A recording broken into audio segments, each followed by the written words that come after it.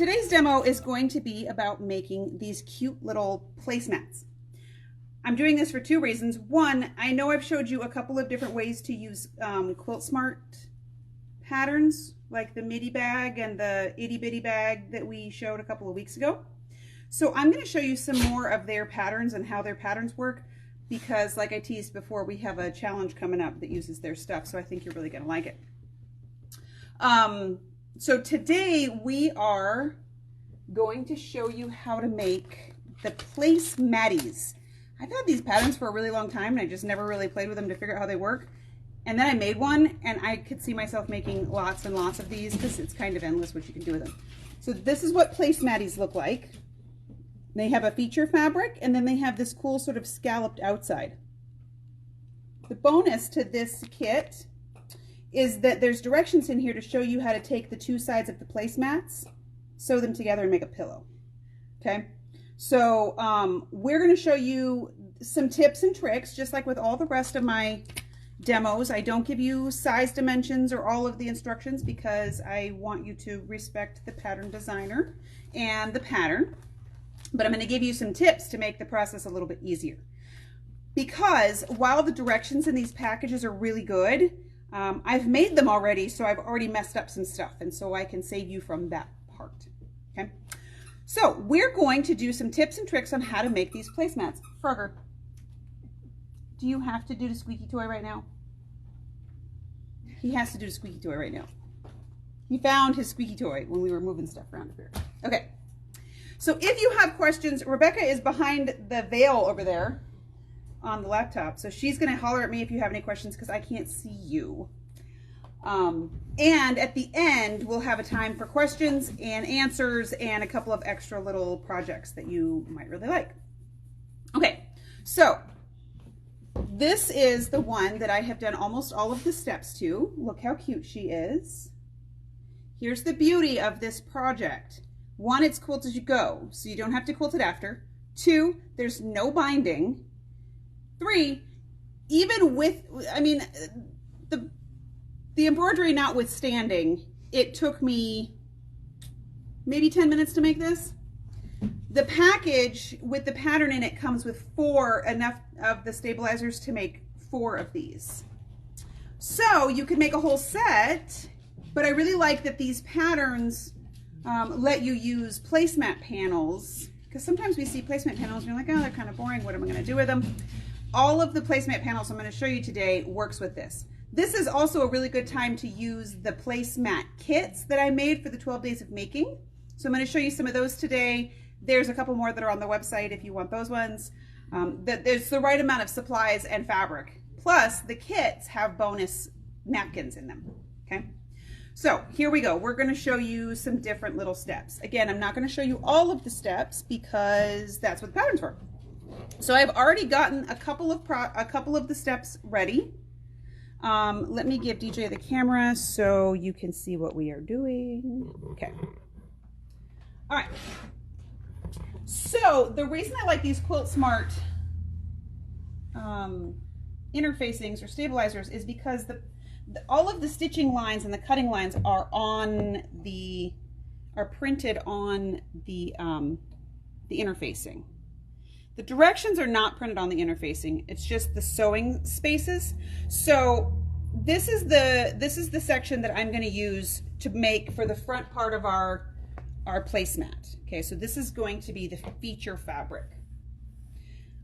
All of the panels that I'm going to show you today will work with this as the feature fabric. So a couple of tips: if you're going to use a feature fabric where you want to center a thing, you want to make sure that the dotted line is inside the shape that you're going to see.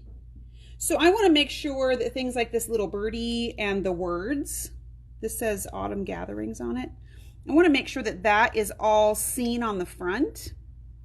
Okay, so I'm going to line this up before I start pressing it to make sure that I'm not cutting anything off. Now in this one, can you zoom into that? See how that solid line right there is going to cut off the top of that A? The solid line is where you're going to sew. So if you have to kind of fudge it a little bit to make sure that that is working, you can, but you want to then make sure that the solid line here is not in your, out here in your selvage space. So this one's going to be a little bit tight, but I think it's going to be worth it because I really like the picture. So we're just going to zhuzh this around a little bit. And the way I'm going to do that is I'm going to slide this over where the top part of the A is going to come up into the higher part. So now if I just slide over my template a little bit, I still have the top part of my A, I still have my birdie, and my stitching line is not up here in the background, okay? Because it would look a little weird if I had this little bit of white inside my stitching. So I'm just going to play around with this until I get it where I want everything. I want to make sure that whatever I'm looking at, or whatever I'm going to see inside this solid line makes me happy. Okay, so I think that that is probably where I want this to be, because now I've got my whole birdie, I've got the words, I've got most of this bird over here, and I'm okay with that. I'm okay if he loses his tail because he's kind of smaller. So now that I have this all laid out where I want it, I'm going to take my iron with no steam, and I'm just going to lightly press this. This stuff fuses pretty dang fast. Okay, and I'm going to press this to the right side of my panel, or right side of my fabric, whatever you're using. This stuff fuses pretty fast, so you don't want to let your iron sit still on this for too long because it will melt it. That's tip number one. You don't have to be like uber careful, it's not silk, but you want to just sort of press it down until you can't feel the glue bumps anymore. Okay. Now I've already used my template a little bit for another part of the piece that you're going to see in a second, but there is a cutting line in the middle of this interfacing. I've already cut through it because I used it for the previous step. So I'm just going to cut through that dotted line right here.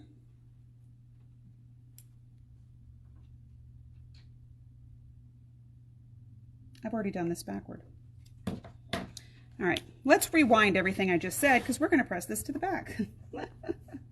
It's been a day, y'all. All right, we're going to do the exact same thing we just did, but we're going to press it on the back. So I was like, wait a minute, if I do it like this, I'm going to cut through my birds. That's because I'm not going to cut through anything. This is why I shouldn't do things live. I had it right the first time. We do. Just makes it more exciting. We do press it to the front. I had my other step mixed up. So on the other step, which I didn't show you because I'm going to use that for a different set of tips, you press it to the back side and then you cut the slit through. That's why I already had the slit cut. I swear to God, I have done this before. Okay, so we're going to press this back on. We're not going to cut that. And we're going to sew this.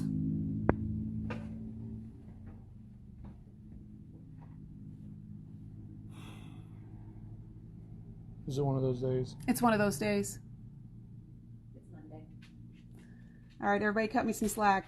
She didn't have too much to drink last night, I promise. It's been a long weekend.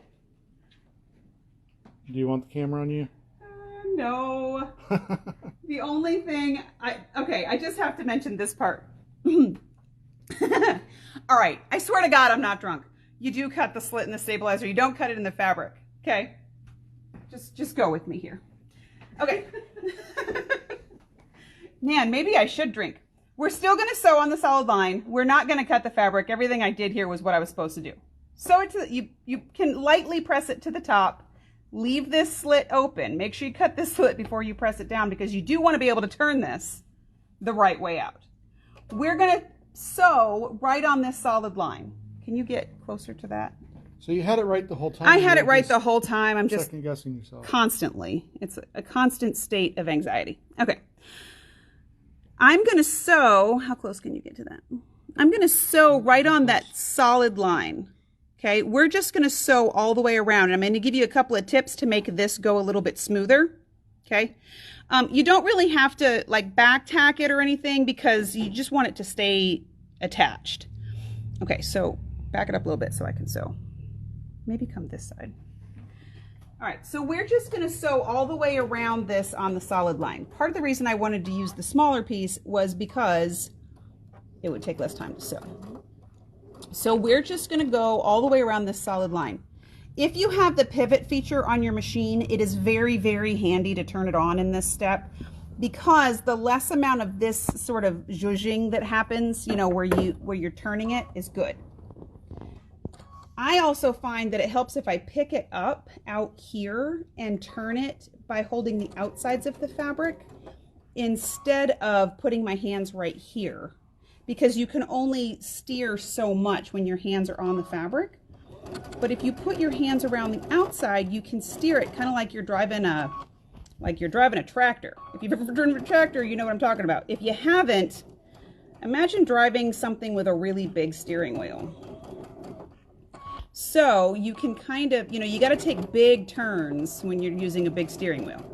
So if you have your hands out on the outside of the fabric like this, you can kind of steer it smoother than if you have your hands all up in the front. Okay, so we're going to sew all the way around this solid line. If you don't have a pivot function on your machine, get one. Get one, or use your knee lift. If you're really adept with your knee lift, then this goes a lot easier. If you're not really adept with your knee lift, this is a good way to practice to be that way. Okay? If you're one of those people who really likes your free motion quilting foot, you can do this with a free motion quilting foot, but I wouldn't suggest it unless you're really smooth with it, because you do have to get around all of these curves. Now, in the first step that I did, where I made the backing piece, you have 3 layers. You've got a layer of batting, or actually it's fusible fleece, and 2 layers of fabric plus the stabilizer. So you're sewing through all those layers to make your background. Ironically, all those layers actually goes through the machine a little bit easier, because your fusible fleece is against your feed dogs, and your feed dogs don't really stick to the fusible fleece. They kind of glide around it. So when you're sewing through the background and you have those 3 layers, it's actually a little bit easier, because you've got the weight of all 3 layers, including the fleece, and the fleece just sort of slides around these corners. So that is how the background goes together. This step is the same on the background, where you're going to sew around the solid line and we're going to cut on the dotted lines. The pattern shows you which fabric goes to the fleece, which fabric goes to the stabilizer, which fabric you trim. And I just wanted to use the background to show you some different tips and tricks. Okay, so we're almost there. We've gone around 3 sides already.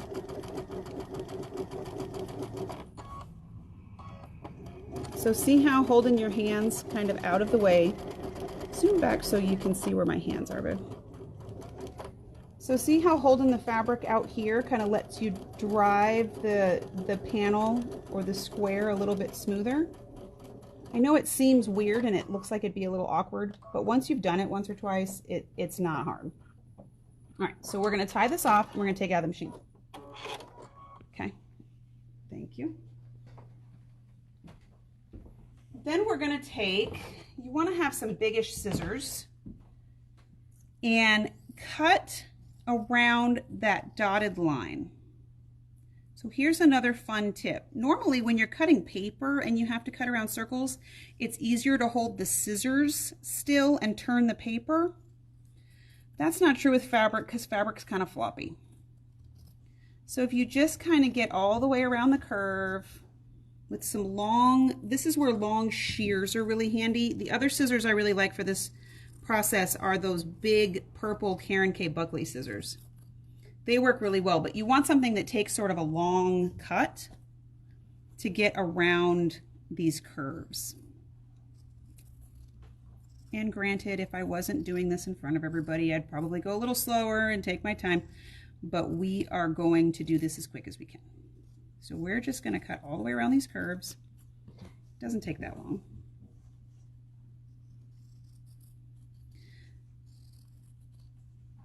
And then we want to take and snip this so that the curves turn a little easier.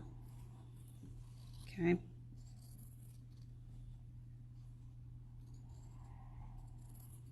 Once we get around all of these, and I'm going to use a different pair of scissors than these big ones. I don't want to use these big ones to do these tiny little cuts, because can you see right up there on the stabilizer, there's those tiny little lines inside all the curves. These big scissors, it's hard to really see where you're cutting, and you don't want to cut into your stitching line. So if you have something with a fine point, you just want to snip that line. So see, you really just want to cut about that big. You don't want to cut into your stitching line. That is going to be counterproductive to all that work you just did. But snipping inside the concave curves of the ruffles makes them turn a lot smoother. Okay, so we have snipped all of these.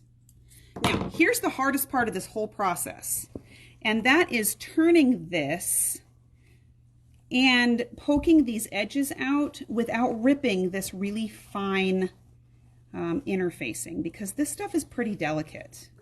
So I'm going to show you both this one and the background, because there's a couple of different little turning techniques I'm going to show you. I know I've shown you this tool before, but I'm telling you, this is the only tool I would trust to do this process because of that ballpoint tip. So when you go inside, you're going to take and you're going to turn this all the way out. And by turning this with the tool around the curve, what happens is your raw edges are all pulled to the back. So here's my favorite tip for doing this.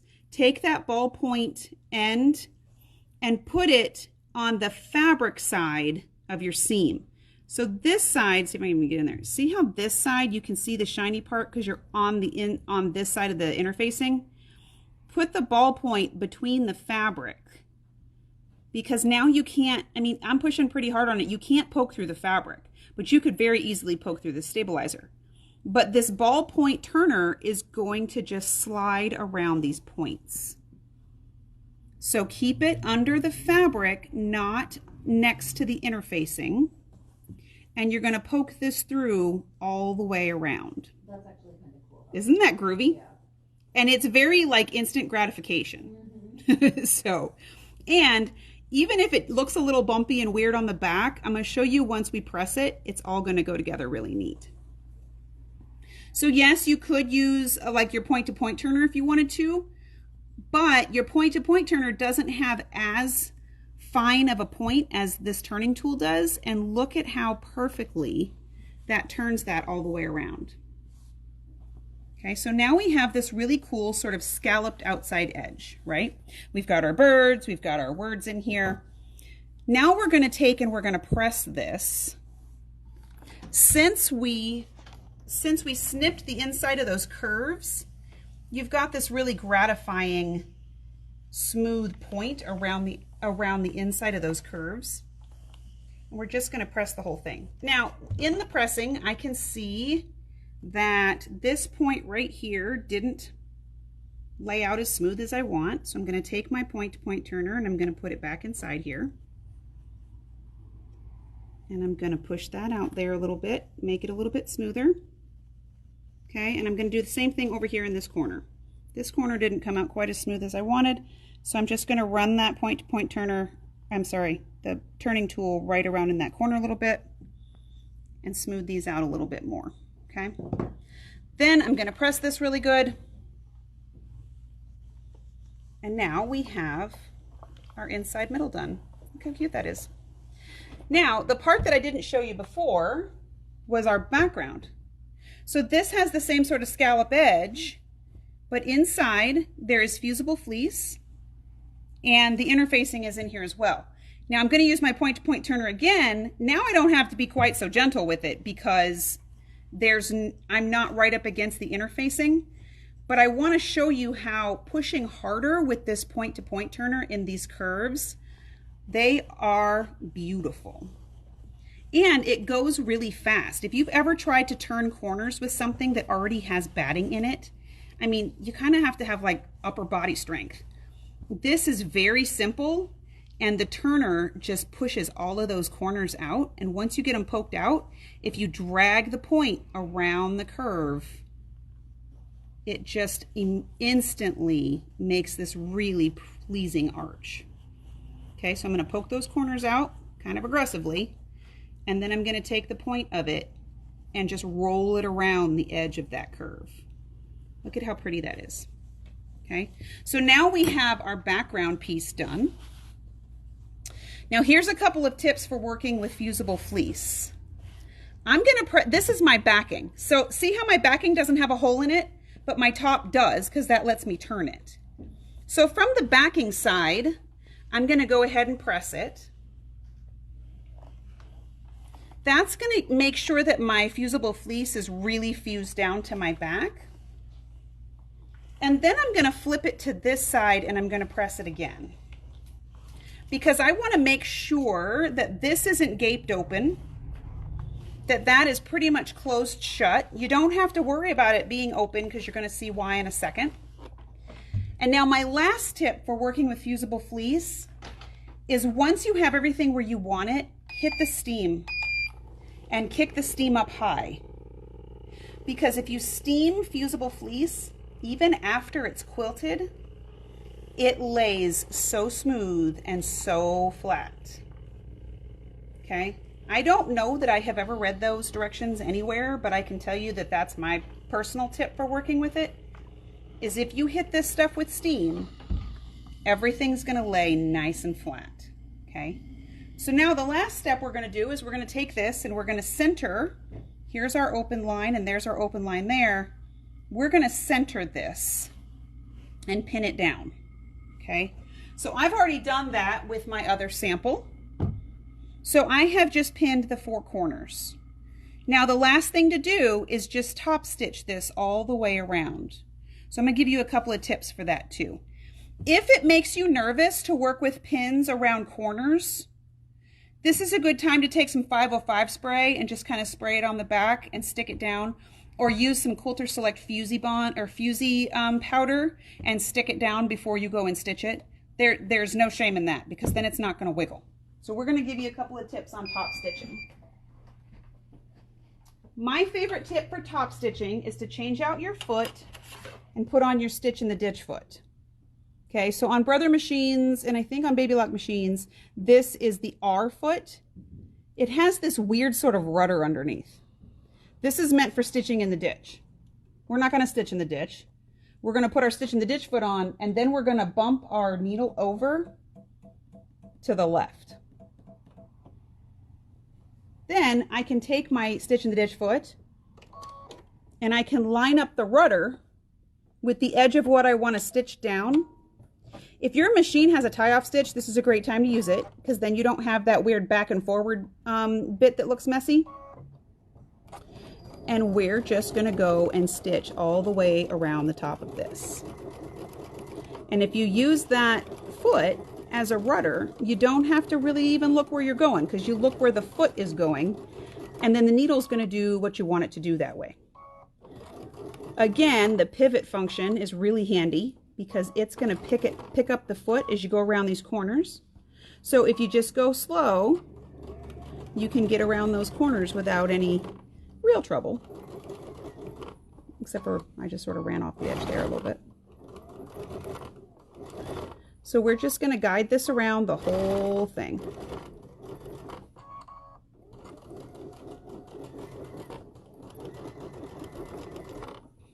Okay, I'm going to come back and finish stitching this later, because, you know, it's just stitching around the whole thing. But see how you've got that nice sort of little top stitch edge now?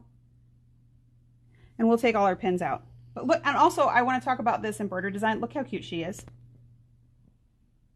So we're going to talk about that in a second too. But look at how adorable that placemat is. Now in the pattern, remember I teased you about the pattern. The pattern shows you a way to turn this into a pillow. So basically you stuff the center part of this, and then this flange is a scalloped flange for your pillow. Okay, so we're going to leave that there, and then we're going to talk about the stuff that we showed. Rebecca, we got questions? No. Nope?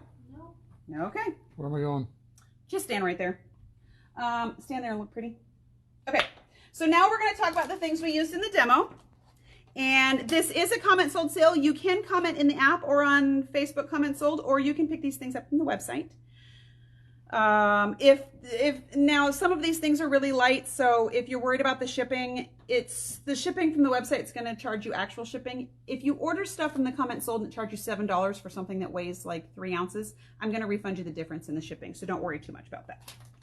Okay. So the first thing that we're showing is number 100, which is the Placemats pattern, which is, has 4 of the stabilizers in it. Okay. So you can make 4 placemats or pillows out of this one. So this is the pattern. If you would rather just have, or you want to make more, let's say you need 8 place settings for your, your holiday table. You can get the pattern that has 4, and then you can get just the stabilizer, which each of the stabilizers, which is number 101, has 2 on it. So I would get the pattern, so you've got the directions, and then you can make as many as your heart desires by getting extra panels. So it's a little more cost effective to just get the stabilizers once you know how to do it, so you don't have to buy the pattern over and over again. Okay, so number 100 is the pattern. Number 101 is the additional interfacings. Okay. Now, I teased you a little bit about when we did the 12 days of making, I showed you how to do a mitered placemat with matching round napkins, remember? So I still have some of those kits left. This is a really good time to use the kits. If you don't want to do the mitered placemat, or you want to have a bonus pattern, because the pattern in here has the placemat pattern and the napkin pattern, this kit has enough to make 4 placemats plus 4 napkins. So you could use the fabric in here, do the placematties, and have matching napkins. Number 102 has very traditional Christmas fabrics in it. So I know that we're after Christmas now, but now you got time for next year. So the traditional kit, the front of, so the part that would be the center of your placematty has birds and poinsettias on it. The backing looks like crystallized snow. And then you have matching napkins that look like trees and have Christmas words on it. So number 102 in the comment sold section is the traditional Christmas fabrics. You also have the Fusible fleece in there that you need to make the placematties. So that's number 102. Number 103 is the same thing, only it's the fabric that I showed you in the demo with the little birdies, and this is the autumn kit. It has the panel with the little birdies on it. And the autumn blessings. So there's your panel. The backing to this one has a really beautiful fall fabric. So this is going to be that outside scallop bit. And then you've got backing, and your napkins have 2 different fabrics on them as well. Now there is enough fabric in here that you could mix and match these and make your placematties any way you wanted to. So if you didn't want to make napkins, you could use these for your backings or your outside edges or whatever you want to do. That one's number 102. 103. Sorry, thank you. Number 104 is also a winter bundle, but it's more modern fabric than it's less traditional, more modern. I love this one personally because it's very funky and it's more winter than Christmas. So you've got these really great teals and salmon colors and grays. So here's this would be your backing or your scallop fabric. This is your featured fabric, which has a winter scene on it and pearlescent. All of these sort of little paths are pearlescent white. These are the fabrics that you could use for either your backing or your napkins. So you've got ice skaters and an accent pop of red. Okay. So this one's number 104, right? Yes. Okay. So that is the more modern holiday. If you would rather not do kits and you already have some Fusible fleece laying around, or you already have some fabric you want to work with, but you like the idea of using fussy cutting a panel, we're going to show you just the panels. So number 105 is just the panel that goes with that autumn fabric that I showed you. See, there's our little birdies and our autumn blessings. So all of these panels that I'm showing, the panel is the right size to fussy cut for the front section of your placematties. It's not going to be big enough for your background or your backing, but it's the perfect size for the accent section. Okay, so number 105 is the autumn panel. It's called Autumn Day Placemats. Number 106, I only have 2 of these panels left, and I wanted to show you what they look like when they're made into a placemat. This is the Citrus Sayings placemat, and I only have 2, but these are super cute. This was the more traditional way to make a placemat, but if you fussy cut this in the center of that placematty, it's going to be adorable. So number 106 is the Citrus Sayings placemats. Number 107, this is actually on sale. I don't remember what these are. These are $8.96 for a yard panel.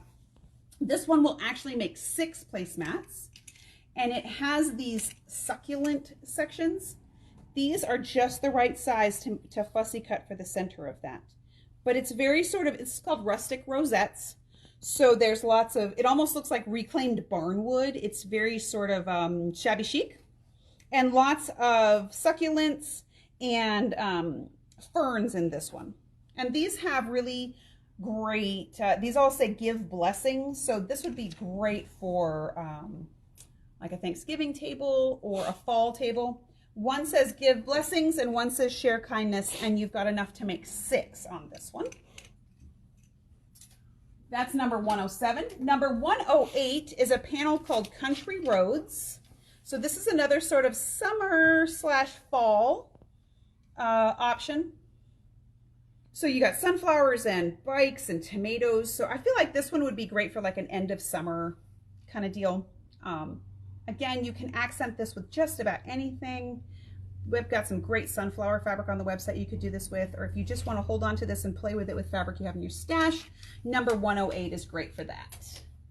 Number 109 is my favorite because I'm a crazy chicken lady. So this is called Free Range Farm, and it's got chickens on it. So some of them have words, some of them just have chickens. But this one's great, especially if you mix it with some grays or some reds or polka dots. I just love the birds on this one. And I do have some coordinating fabrics on the website. If you look free range up, you'll find the coordinates for that one. Number 110, just for fun, of course, is our precision turning tool. I know you guys have seen me use this a million different times. It is probably my favorite tool in my toolbox. I've got 3 of them. So that is number 110. Then number 111. So this is the embroidery design that I teased you with, the little Be Mine heart. This is actually a kit that comes with the CD to do all of these different embroidery designs. The little Be Mine heart is in this. Plus the kit makes this wall hanging. So the wall hanging can be up to, I want to say it's like 8 by 28, depending on the size of hoop you have. You can make this wall hanging with as small as a 5 by 7 hoop. Okay, so number 111 is the Beep Boppin' wall hanging kit.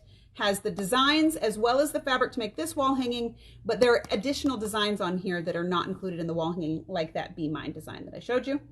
And then, since we're talking Quilt Smart, I wanted to show you another. I didn't feel like this justified a whole demo, but I wanted to show you another little project that you can get from Quilt Smart.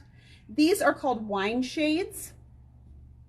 They come printed on the fabric, just like the placemats do. You get 2 on each panel. There's not even like one of those, there's not even a directions package to this because it's that easy. You can just buy the stabilizers. And it's the same principle as what we did on the placematties, but it makes these adorable little wine shades. So you have a wine glass, you put the wine shade on there. You can use these electric tea lights, or you can put a real tea light in there. So you drop the tea light in the cup, place the wine shade on top of the glass, and now you've got, I mean, it's too bright in here to see it, but you've got this cute little lamp for your festive table. Look how cute that is. Again, this took me about 5 minutes to make. You can see on the inside of the fabric that the printed stabilizer is on the inside there. It did not take long, and this was super fun. It's a great way to use up some extra fabric. If you've got extra fabric from making your placemats or your napkins, make a couple little candle holders out of your wine glasses. Okay, so this is number 112. I think you'll have a lot of fun with those. Okay, do we have questions now? Where can I find the tutorial for the Jason Yenter pillow kit? Which Jason Yenter pillow kit? I don't know. I don't know either. Whoever's asking about a Jason Yenter pillow kit, send me an email and I will help you out. Bonnie Hodges.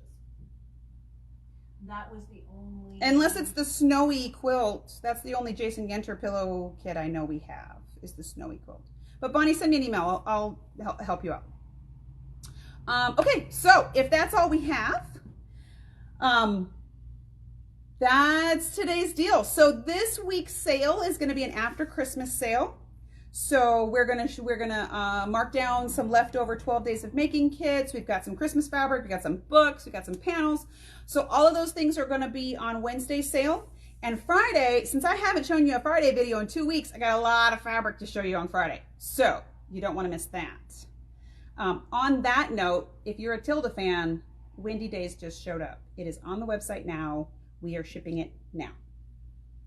Jaden is currently, as we speak, adding for pre-sale on our website both Tiny Beasts, the Tiny Dots and Stripes, and Deja Vu from Tula will all be up for pre-sale on our website this week.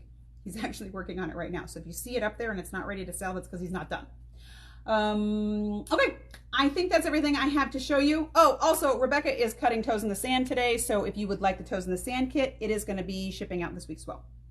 So let me know if you have any questions. All right, see you later.